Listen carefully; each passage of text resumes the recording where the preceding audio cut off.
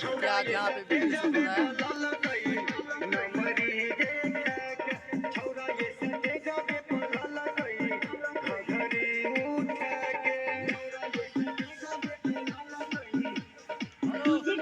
इधर जब निकलेगा ना इधर तब मस्त रहेगा।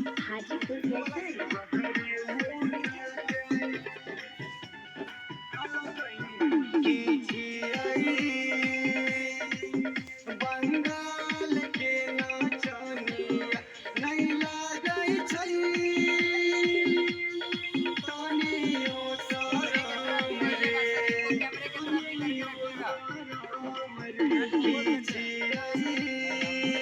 कैमरे की तरफ भी शरीर होना चाहिए। के नाचनिया नहीं लागै कैमरे की तरफ सामने करके रख, कैमरे के सामने शरीर